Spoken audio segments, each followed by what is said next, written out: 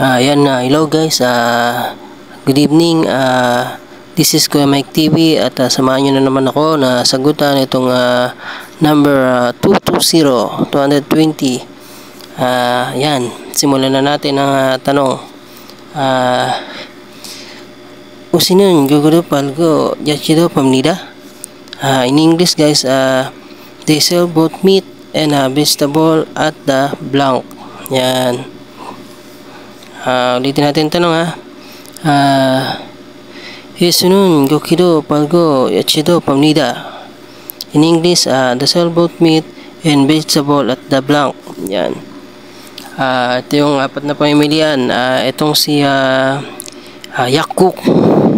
Si Yakguk guys, in English niyan is pharmacy. Number 2. Ito naman si Mokyungtang. In English niyan ay bathhouse. Ito naman si number 3 ay si Setaksu. Si Setaksu naman ay laundromat, laundry.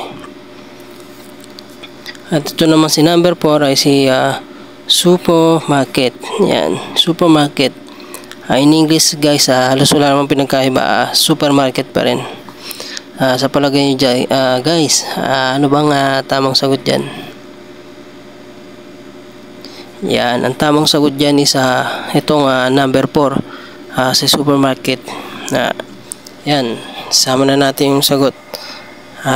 Kumpletuhin na natin yung sentence na yung kasama yung sagot guys. Okay, game.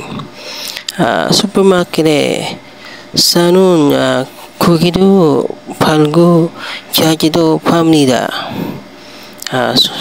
In English guys, they sell both meat and vegetable at the supermarket. Yan, ulitin natin in Korean muna. supermarket sunun 고기도 팔고 야채도 팝니다. Yan, in English, they sell both meat and vegetable at the supermarket. Yan. Ayan guys, may natutunan na naman kayo. Number 220 na tayo Tandaan nyo, ang tamang sagot dyan is number 4. Para kung sakaling mapatapat sa inyo itong